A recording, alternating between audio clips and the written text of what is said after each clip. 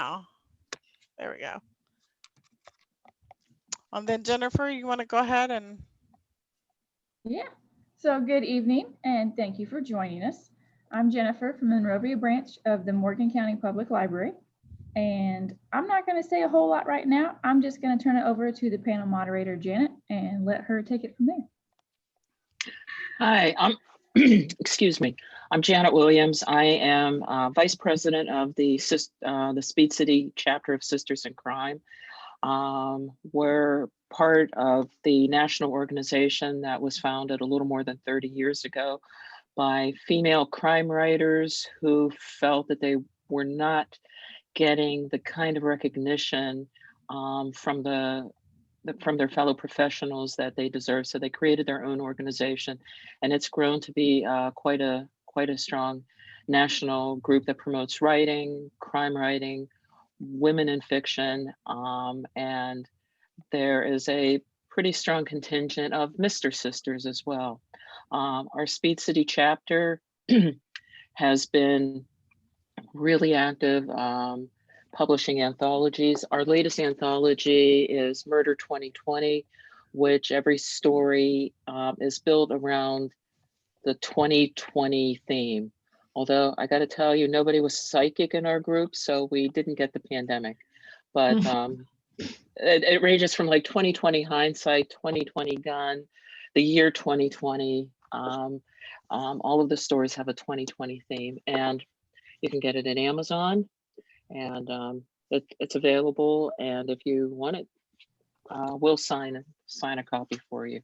But anyhow, but we've done a number of anthologies over the years like that. We also did a Christmas anthology called Homicide for the Holidays. What a heartwarming, a bunch of heartwarming stories they are. What's really kind of fun about that book is each story has a recipe to go with it. There, Carol's got the Homicide for the Holidays book up. So we've done that. We also, a couple of years ago, we wrote a play called Deadbeat that had its premiere at the Fringe Festival in 2018. I'm trying to remember the year. Time keeps on slipping, I think, for all of us with this pandemic. But anyhow, but we've been really active, participating in panels, writing workshops and things like that. What we're here to talk about tonight is just kind of how we do and use the NaNoWriMo event to further our writing. And what I'm going to do is kind of go around our group and ask everybody to introduce themselves and talk about what you're working on right now as part of NaNoWriMo. So I'm going to start with Brigitte. She's president of our Speed City Sisters in Crime chapter. So Brigitte. Oh, she just said everything I was going to say, so I guess I'm done. Okay, so I am this year's president of Speed City Sisters in Crime. I was actually last year's president as well, so I am stepping down from that this year and probably taking up the treasurer's position. I've been in the group probably since I want to say it's 2014 or 15. I've been in several of the anthologies, so it's been a really good group for me because it's allowed me to get some of my short stories published in the mystery genre. I had published some in a couple of horror anthologies before I joined this group. So my background is horror anthologies. I used to do a newsletter for a couple of the companies I worked for. That's my writing background, and then I started doing I have a full-length novel that I did that was based on a comedy basically in the real estate community here in Indianapolis. So that's a full length that I've done and that I self-published, and it's called It's for Sale, and it's a Susan Pepper tale. I have a copy, but I'm not going to get up and get it. But that's my writing experience, and then I have the short stories that have gone into a lot of my the anthologies. What I'm working on with NaNo this year is a new novel that I've actually been playing with, kicking around the idea for a while, and I thought this time I just want to do something different, and something I hadn't already been working on. So I'm using that novel for the basis of NaNoWriMo this year. Diana.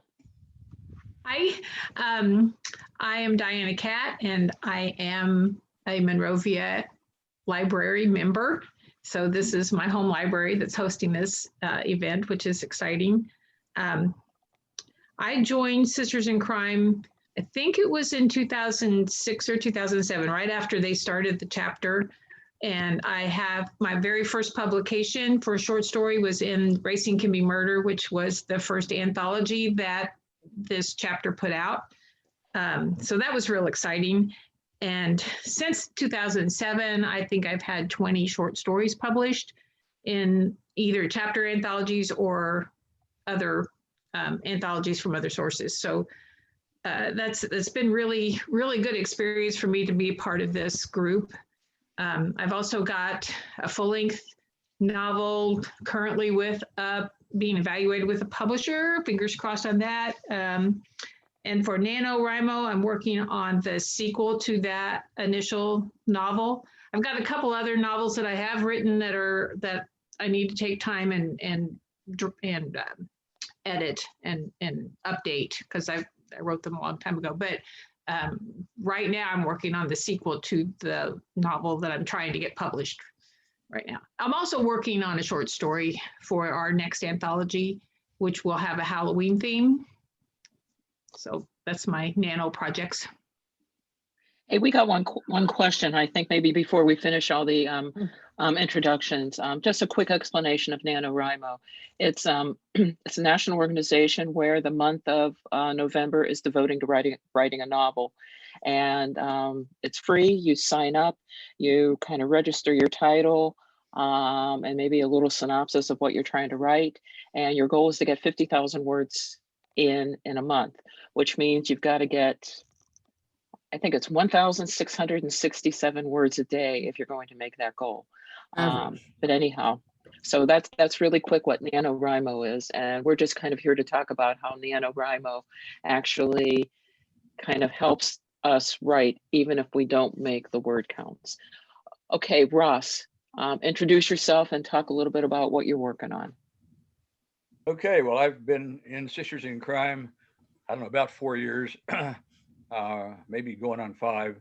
And I was actually appointed to Sisters in Crime by a fairly well-known mystery author named Les Roberts. And I told him I was living in Indy. I know him pretty well. And I said, where can I go to find a group of authors that would be supportive of what I'm doing? And he, without hesitation, mentioned Sisters in Crime. And he's going to be our guest speaker at next week's meeting. I am forbidden from traveling to Cleveland, but we're setting Les up with Zoom. I will be able to interview him live, and so that it will go on. I'm really disappointed I can't go. I haven't seen Les in person now for almost a year. Anyway, what I'm working on and what I've done, I have 4 murder mysteries / cyber thrillers that are out. The latest one is Crypto Kill. You see here, they're available at a couple of the local bookstores here, including Black Dog Books and Porter Books and Bread. And then I've contributed short stories to a couple of the anthologies. And we just finished one called, I wrote a short story with Karen Phillips, who lives in Sacramento. And in fact, Karen is the one, she does book covers, among other things. And Karen designed this cover, which I really like. And she and I co-wrote a story called Stuck, which is for the Halloween anthology. And I just sent it into the critique group last night. So we'll see how that goes.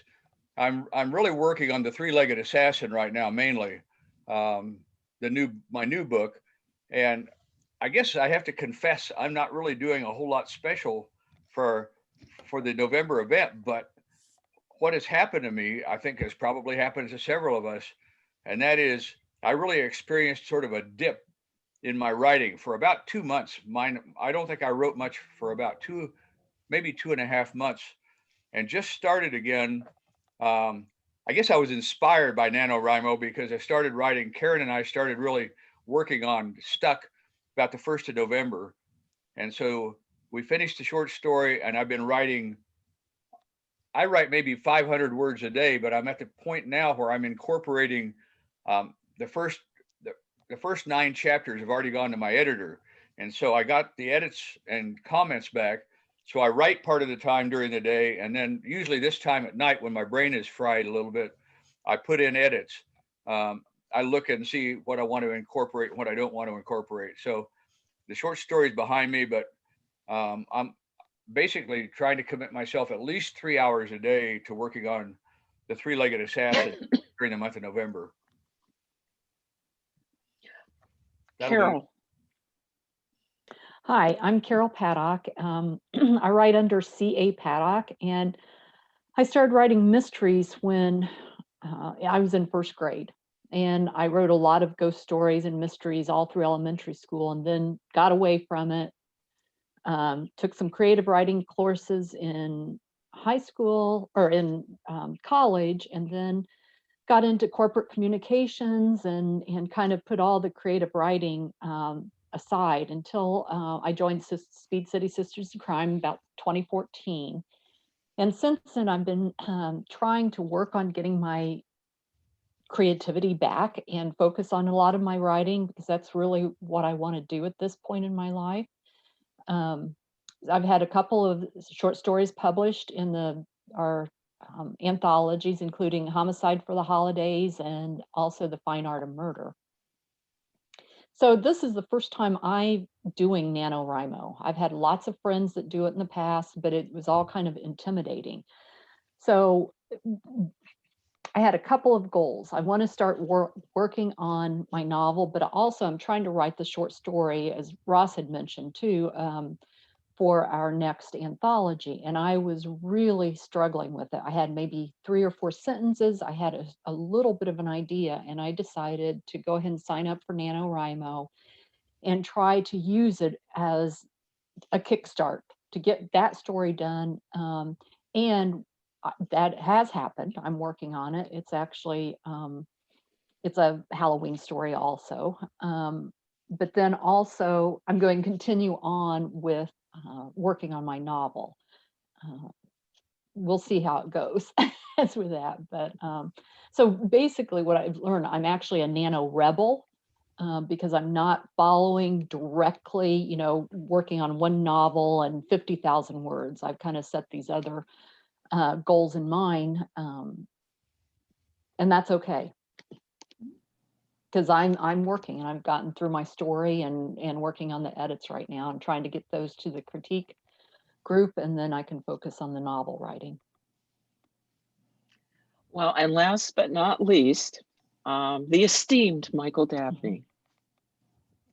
Esteemed, okay. We're actually Michael and I are friends from way back. We used to work at the Indianapolis Star together. Yeah. I have been in Sisters in Crime since January of 2008. And I've served in virtually every office that we have, except, I don't remember which one, media. I haven't done that. I'm never going to do that. I'll never do treasure again, ever. We don't want you doing treasure again. No, I can understand that. It was much harder than being president, which I did for 2 years during the time that we did Deadbeat. NaNoWriMo means, as Janet didn't specifically say, it means National Novel Writing Month. And the goal, of course, of National Novel Writing Month is to write a novel of 50,000 words in the 30 days of November. And if you average them all out every day, and you wrote exactly the same amount every day, that would be 1,000, as she said, 1,667 words a day. And I was first going to try it in 2008, and someone talked me out of it. And I don't remember why they did, but I went with it, and I didn't. But the first time I actually tried it was in 2009, and I wrote a novel. Actually, I finished it, and the first draft of it, faster than any other time I've ever done National Novel Writing Month. I got 50,000 words in 2 weeks, and I finished totally the first draft. It took about another 3 days. It was about 5,400 words. 54,000 words, sorry. And it's a novel called An Untidy Affair, An Untidy Affair. And it's about a private eye, a struggling private eye in Philadelphia, who gets two cases that are totally separate on the same day. And it was the day that that the Philadelphia police bombed the Move House and ultimately burned down the entire neighborhood. So in the event, the detective, whose name is David Blaze,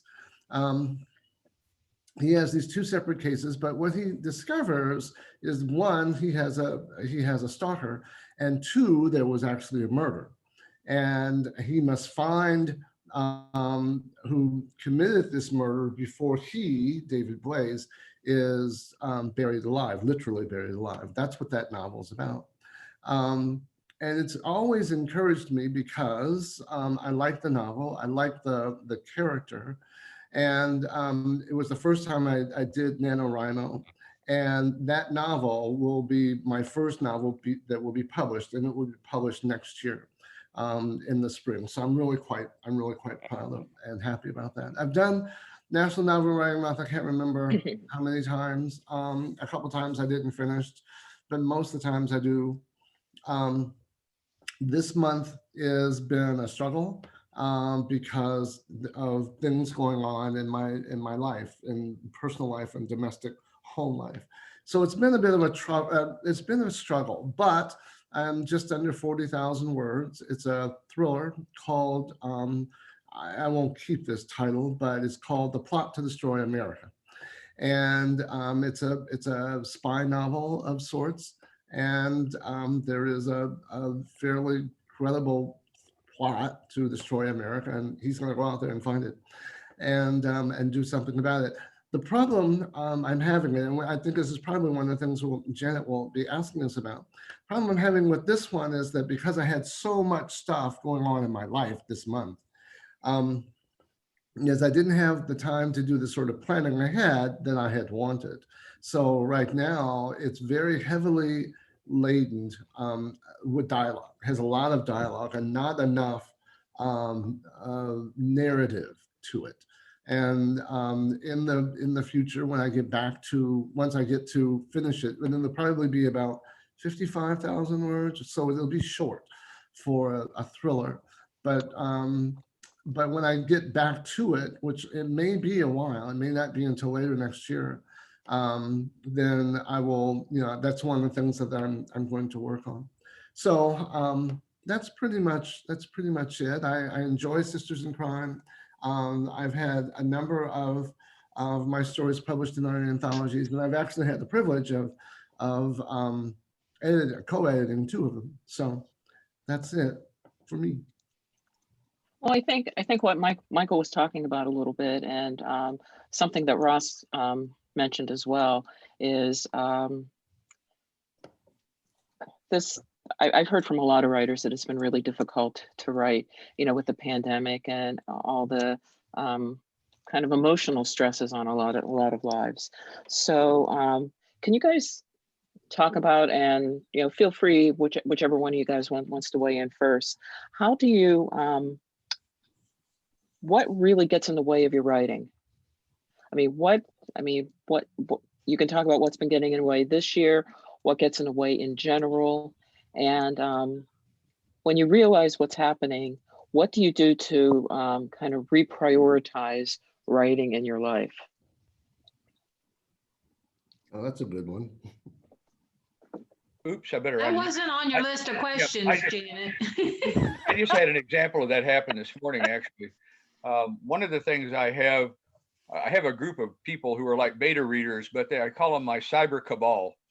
And these are guys who are former computer hackers. One of them is a former director of the FBI task force on cybercrime for the Great Lakes region. And we just had a cyber cabal meeting this morning, and I have found that it inspires me to get back.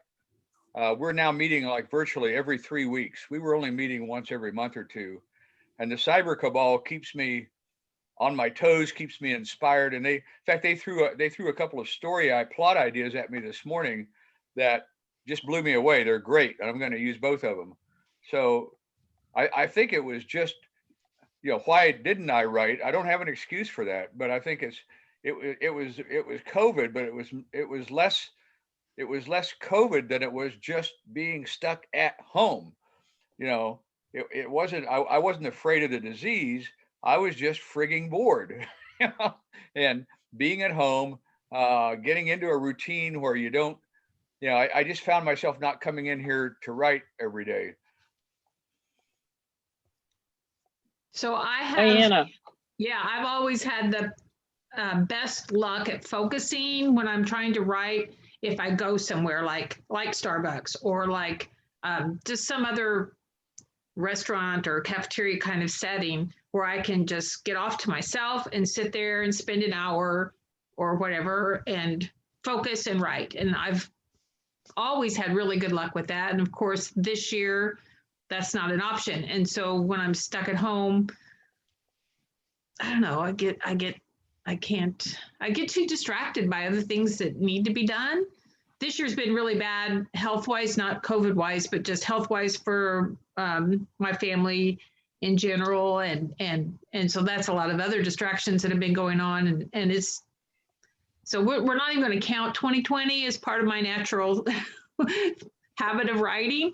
But for me, it's been not being able to get out and find some place to sit and focus.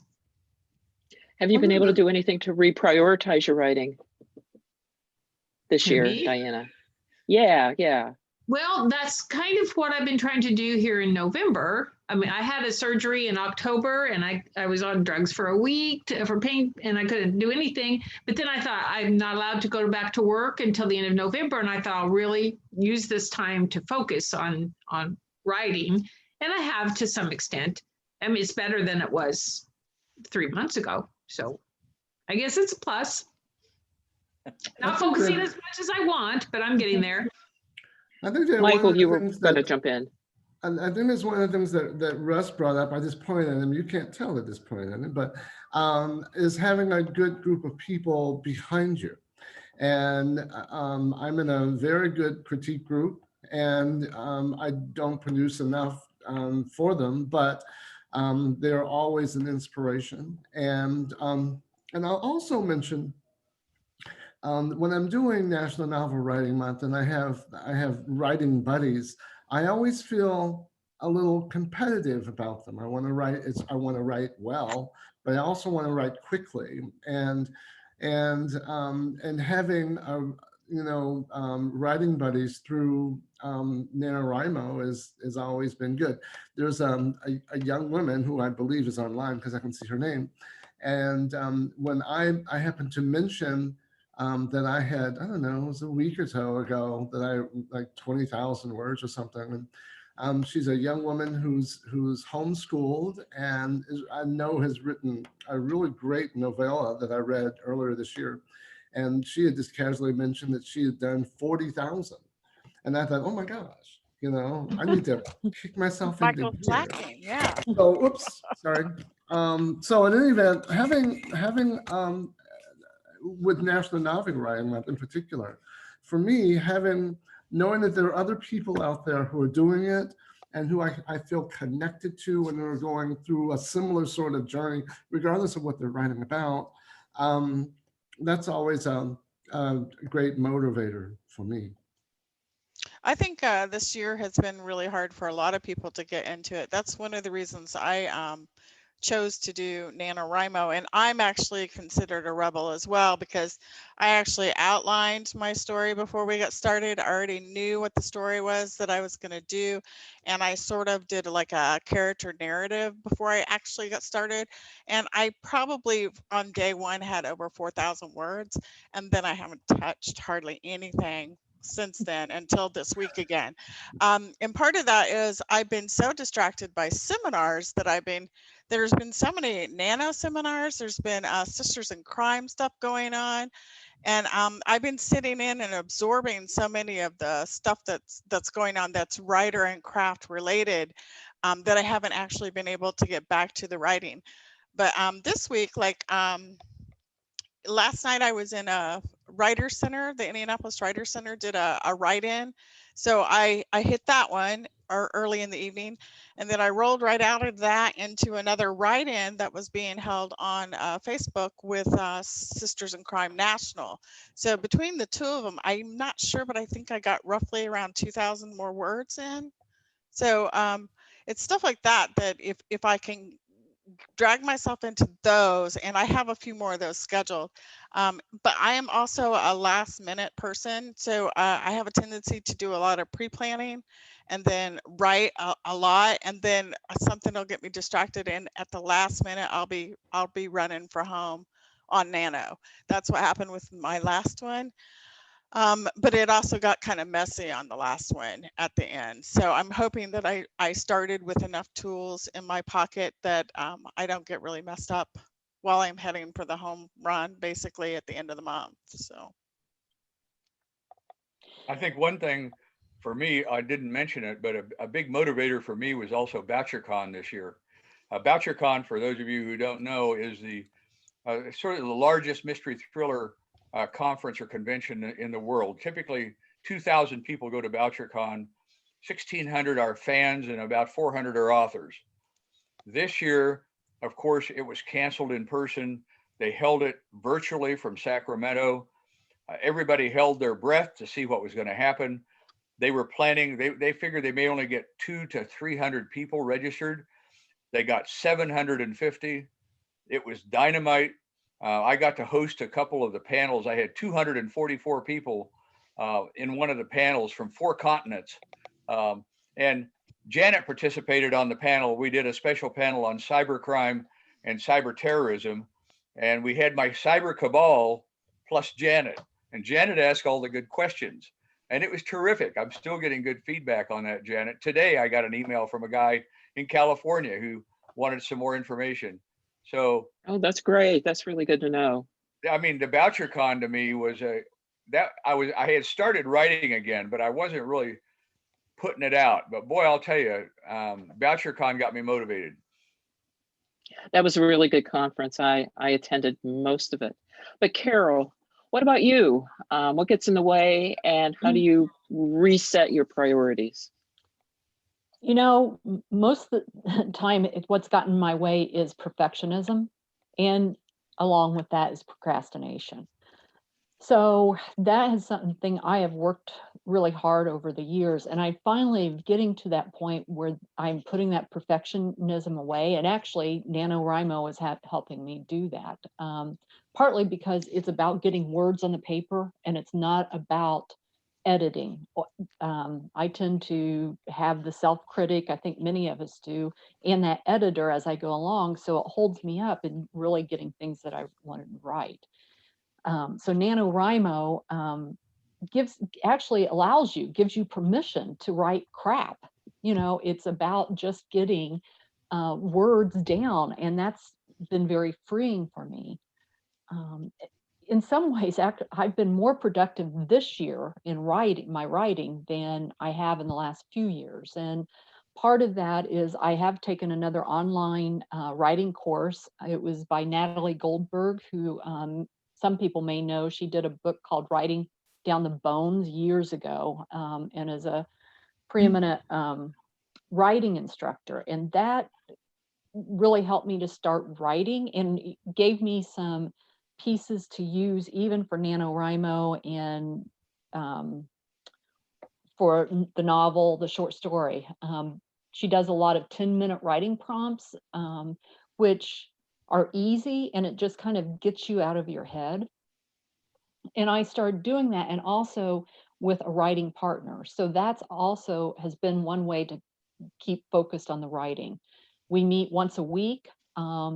She reads what she's written. I read her what I've written. And so that really helped me keep focused a little bit more. Then with NaNoWriMo, it has really opened me up and allowed me just to write and not feel like I have to be perfect in getting that done. That can come later. So What I'm hearing, writing at its core is a solitary task. Yes. It's your butt in the seat and writing. Yes. However, we're also really describing a situation where none of us really is out there alone. We all have, you know, writing groups, support, people we can bounce ideas off of.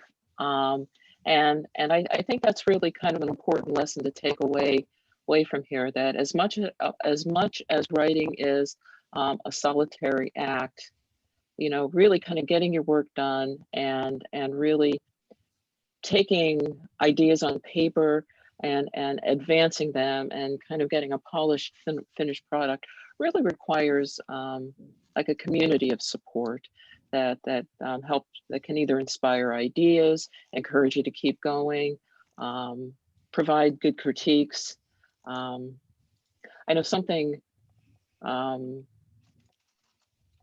we're talking about NaNoWriMo, you know, kind of getting the crap down. And the point is, all good writing is rewriting. I mean, it's always rewriting. There's probably a handful of writers in history who have actually, you know, spit out a first draft that was perfection. Not a lot of people can do that.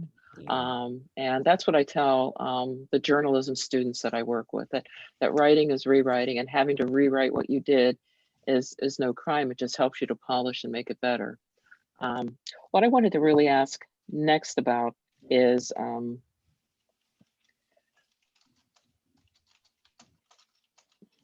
I'm sorry, I lost my place in my notes. What really, what do you really do when you're getting ready for November, NaNoWriMo? Brigitte, you talked a little bit about kind of setting up and planning.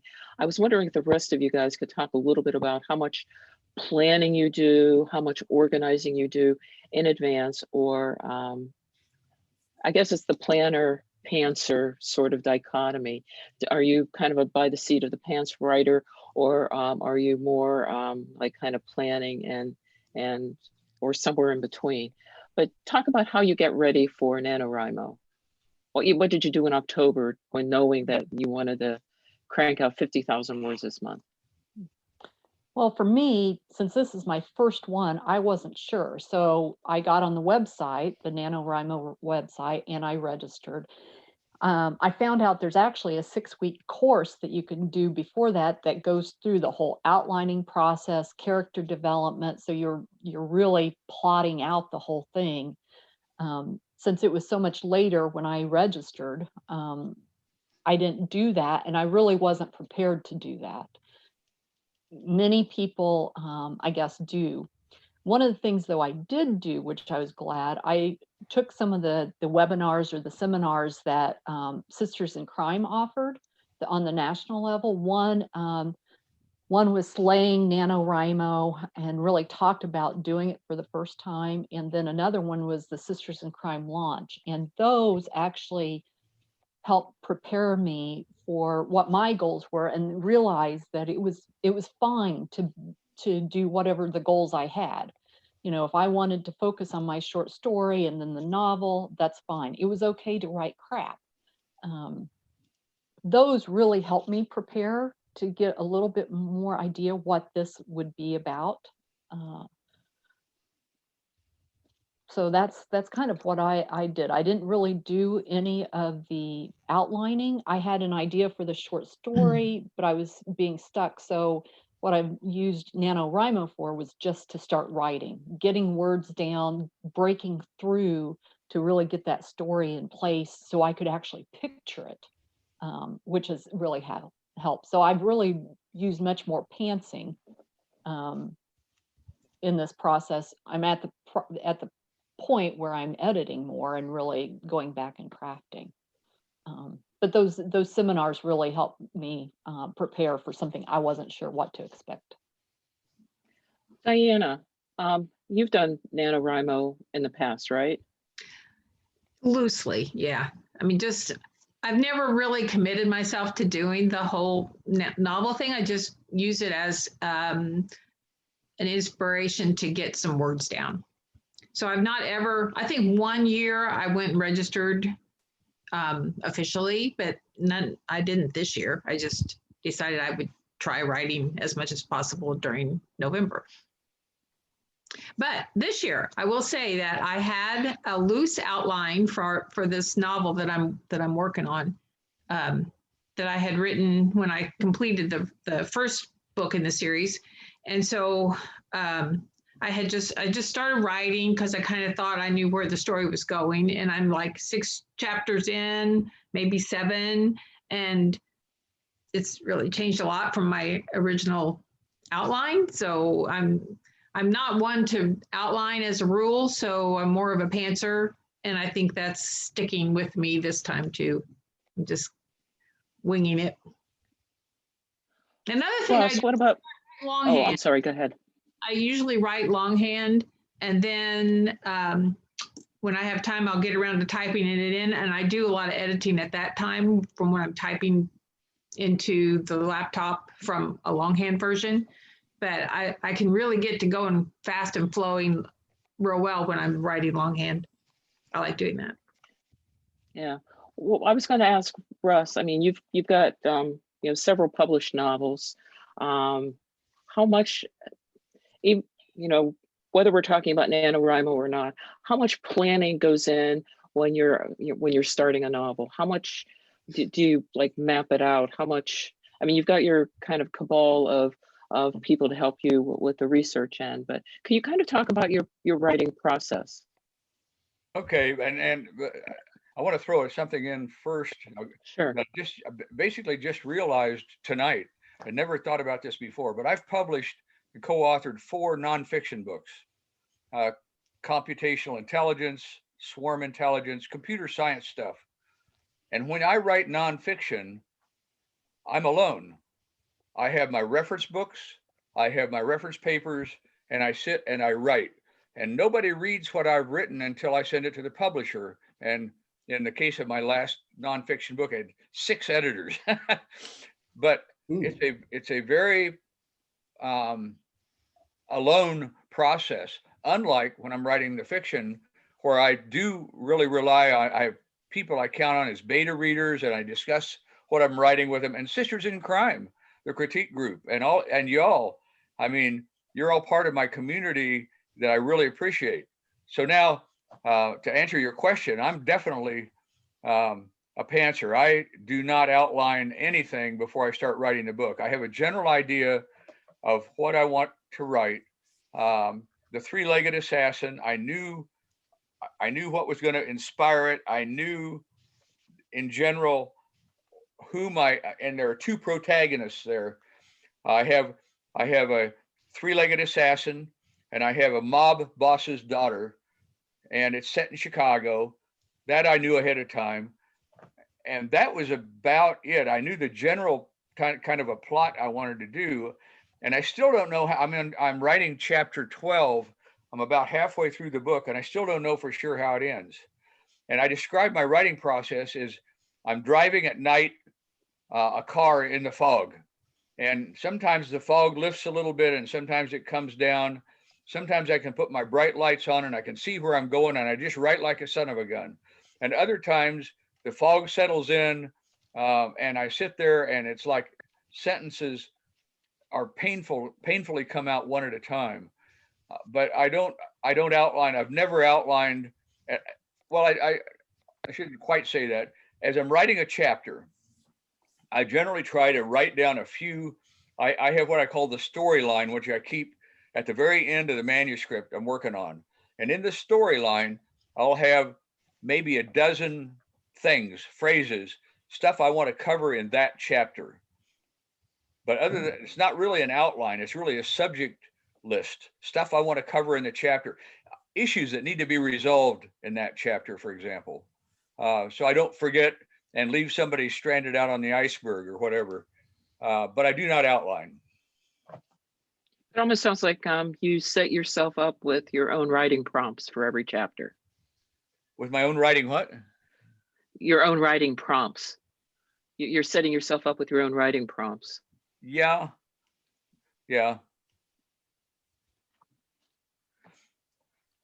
And I can't forget to mention this. My wife, Francie, is my first reader. So I finish a chapter and it goes to Francie. And she'll come back and she'll say, Kristen would never say this, or Can I borrow your wife? yeah, my wife, she has really turned into a quasi-editor. And my first book, well, from my first book until now, she has got a lot of expertise that she's developed and knows how to evaluate characters and plot lines and so on. And she's become a very good editor, but she always reads everything first. And she used to be afraid to tear it apart. And I kept saying, hey, look, I've got a thick skin. I've been an academic. I've published refereed papers. I've published 4 nonfiction books. I've had people call me everything in the world that's not nice as a writer. You can't do any worse than that. So, and I think that helps. That's helped me too in the fiction. I do have a thick skin, and I do appreciate people's input.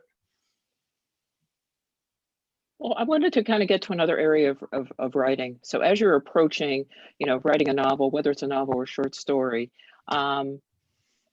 is it more about developing the plot to your story and kind of going where the plot takes you, or are you focused more on kind of the character development, or is it something else entirely? And if you guys could kind of start talking about that, Bridget, if you could start us off with that. Okay, I sort of knew what my character was about for this NaNo project. I knew who she was because I knew what my storyline was. I'm going to give just a broad stroke here, but she's worked at a bank for 27 years and she's decided she's going to rob the bank, and that's her new retirement plan. So that's what the story is about. So I know kind of what my arc is. What I realized though, because I actually did outline, because I knew I had to go from here to here. And when I started outlining, I was like, that's not enough of a story. There's going to have to be more background. And I knew I was going to have like an undercover FBI guy, and there was a specific reason that he was in there. So I knew I had to have these certain things in. But by the time I got done doing just my brief outline, I was like, that's not going to be enough. And I've actually had to sleep on it a couple of times and realize that, okay, I can pull these strings in. I worked at a bank for a while. So it was like, well, what other things can I throw in here that might, I still needed to be realistic, but basically I wanted to pull them in, and I just started creating a few more characters that I have to put in so that I can cover certain areas. So for me, it was really the plot that drove it, but I have to have a really, really strong sense of who that character is. And I thought she was going to be a lot like me, and I'm finding out that she can't be. Like I based her on how I thought I would act in a lot of ways. And as the story is starting to unfold, I'm realizing that she's going to have to be a lot stronger in some areas, and her personality is going to have to be a little bit different, a lot different actually than what mine is. But so I'm going for the plot line. So Michael, plot or character, what comes first? I tend to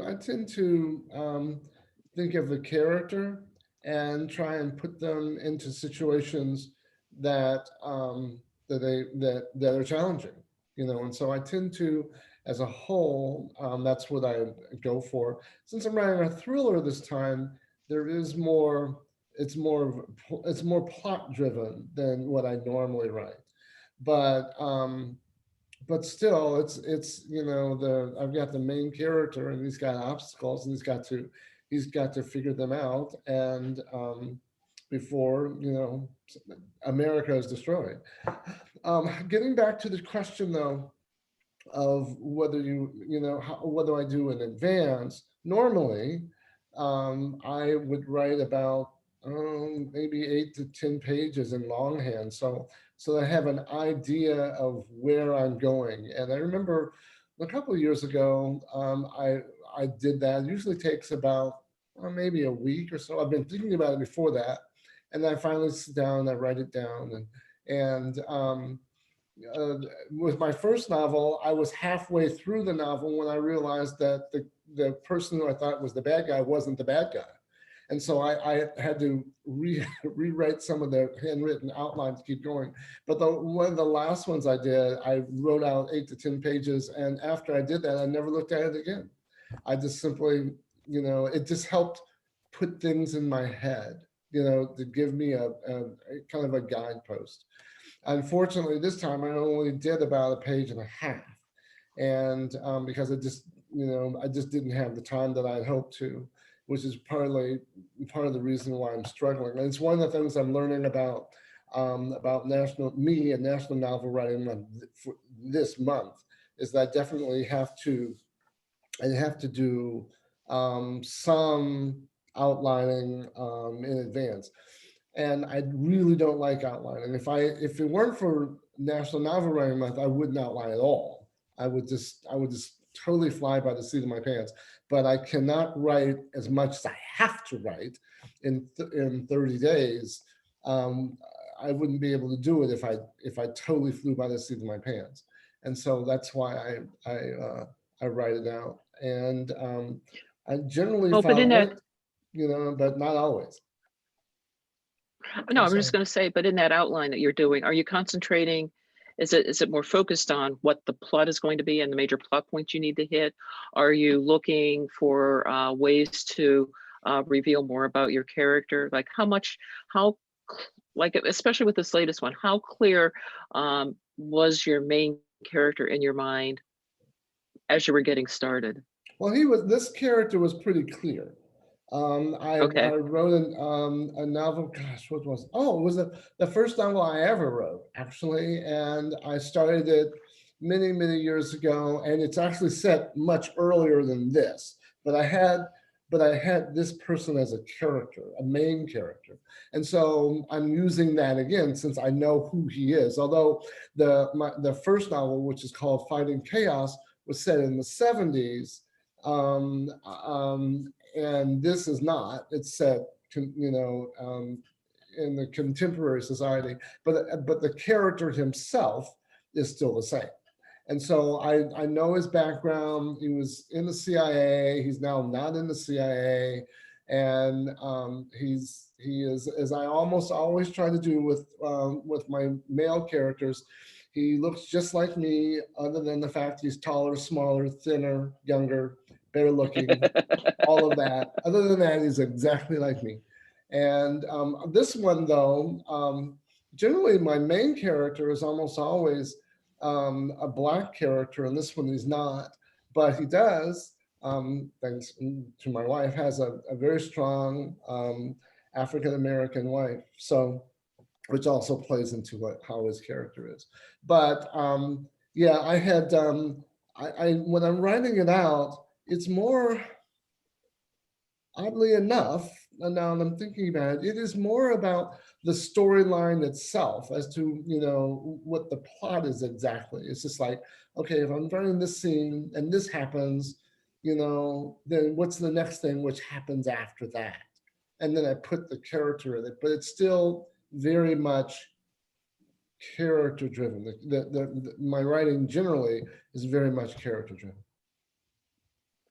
Anybody else want to weigh in?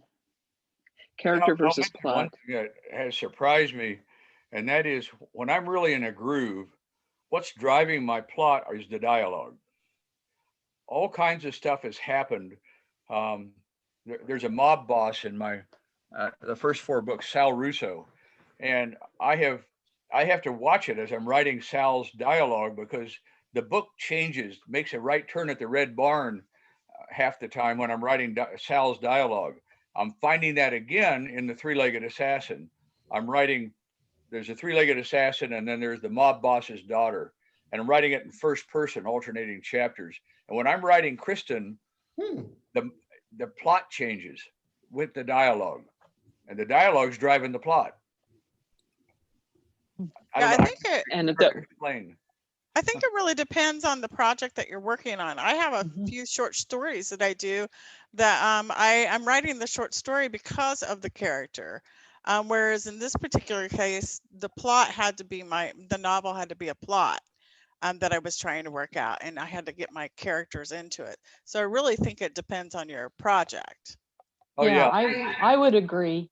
Yeah. And I'm kind of opposite, Bridget. In the short stories that have written, I usually have to figure out the ending. And so I'm always doing that storyline and getting the ending and then getting the characters in.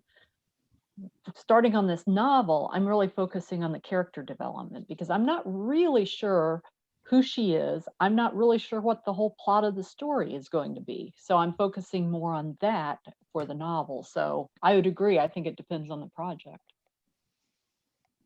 So Yeah, I would say that if I'm writing a short story for a themed anthology, it's easier for me if I start with a character and figure out a situation for that character to get in that will fit the theme. And then the plot develops out of that. Now, sometimes I'll just get an idea for a plot and I won't have a home for that short story necessarily, but I'll have this really good idea for a story, and so those are plot driven rather than a theme for an anthology. So, but the character development in all of them is really critical to make your story work.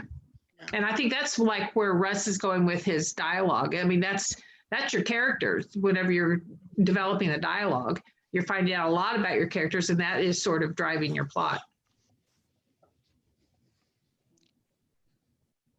Anybody else want to weigh in? I will say one time I had a name of a character only. I had this really name that I just fell in love with, and I didn't have any idea what the story was going to be about this character. And it took me, I think I just threw that name around and tried her in different scenarios and different situations before I found something that worked for that character. So that was definitely a character-driven story. Okay. You know, That's really bringing up a name. That's how, you know, my short story Calipigian came up. I mean, I just had the word. I liked the word, you know, and so I had to come up with something that a short story that fit that particular word. I that was the first thing I started with. It's kind of odd, but that is it. That was that story was a lot of fun. That was a good one. We're kind of getting close to the hour mark, and I wanted to really be sure that we explore this enough. And I know we've kind of touched on it with discussing some of the seminars, but can each of you kind of talk a little bit about what Sisters in Crime has done to really kind of support your writing, and even talk a little more specifically about the Speed City chapter. Just like to really kind of reiterate that and make sure that those of you online who aren't a member, you're welcome, and you're welcome to come to our next meeting, which is the Saturday after Thanksgiving. But we could kind of go around the clock. Bridget, if you could kind of start us off. Sure. I think our around the clock is different because I would have had Carol first, but sure, I'll go. I was going to say my biggest takeaways from NaNo before I jump into Sisters in Crime is that for NaNo, what helps me push forward is that I have a goal. It's a specific goal of 50,000 words that you're working for. So that really kind of helps drag you to the end of where you're headed. So that in particular is one of the things that helps me keep focus when I'm using NaNoWriMo. And the other thing is there's a certain measure of accountability that if I'm not hitting my count, I do have a support group, but I also have those around me who are actually watching because I am part of this group and we're all moving towards the same thing. So it's not that failure isn't an option, because sometimes you're just not going to hit those numbers, and that's okay. The whole point is that you're moving closer to a goal that you're working towards. So I think that's what helps the most for me with NaNo. And for Sisters in Crime specifically, they have had so many programs this year because National has actually partnered with NaNoWriMo for the month. So we're doing a lot of sprints. They're doing a lot of write-ins. They're doing all kinds of stuff that's kind of, like I said, covering craft and getting people into the mood and the community of writing. So that's what's been the biggest support for me this year for it. Diana. Well, I have nothing but good things to say about the organization Sisters in Crime. There's so many wonderful people, wonderful authors that are a part of it. Our Indiana chapter is very well represented as far as published authors. And we're just a real active chapter with all our anthologies, and the opportunity to get something published, the opportunity to get a chance to edit a whole anthology if you want to, or to learn how to publish something, self-publish something online. Those are all great opportunities that I would not have had without this local organization. We also do a lot of panels and to promote our work. And what else do we do? Critique group at chapter with the chapter is good. The playwriting, that was amazing. That was a lot of fun. That was fun, wasn't it? Yeah. Although I was the We one need to who do had it again. sit on the floor when you guys were needing a dead guy, but we won't go there. Yeah, but that's, yeah. Ross You were good at it, Michael. You were real good at it. plays a great dead man. I guess. Ross, what about you? I mean, I'll you mention kind of touched on it a little. All of the things that people have said, I second. Two things that haven't been mentioned that have been important to me. One is the interaction with people in other Sisters in Crime chapters. I have met people, and that ties into the second thing, which is the Sisters in Crime presence at national conferences like BoucherCon, Killer Nashville, and so on. They have special events for the Sisters in Crime, breakfast meetings or whatever. And to me, in fact, the Sacramento chapter is almost like a second chapter for me. I know a lot of the people there. They're going to be attending our meeting. We're going to try to get that going a little bit more. Now that we're virtual in our meetings, invite people from the other chapters to come in and participate. So I think the existence of chapters and the support and friends that I've made in other chapters has been really important too. Carol. You know, I echo what everybody else has said. The support is overwhelming sometimes, you know. The critique group is something that I've really valued and gotten a lot out of, even when I wasn't writing, just being part of that, to hear what everybody else is thinking and what everybody else is writing. The support from the local chapter in general, personally and professionally with that. On a national level, the seminars are, and the webinars they've been offering has been very good. I just did 2 with a author, and it was really more about the marketing aspects of your book. So it's not just all about the writing, but the business side, and there's a lot of support there. Also on the national level, there's a number of well-known published authors. Sisters in Crime was founded, one of the founders was Sarah Perinsky out of Chicago that had founded this. She's still very active. There's lots of published authors active, and it's given me the opportunity when they've come into town to speak to our chapter to even meet with them. We've had Reese Bowen come in, Nancy Picard, Hank Philippi Ryan, having dinner with them, just sitting there and talking to them and realizing, you know, you can do this too. It is achievable. You know, they've overcome different things. They're there to support you in any way you can. And I can't say enough. The other thing is getting involved on the board. I actually have been media chair.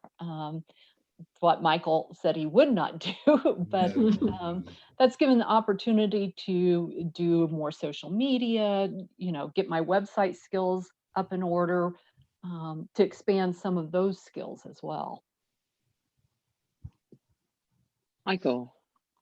Well, I don't want to second what everyone said because someone's already said it, so I'll third that.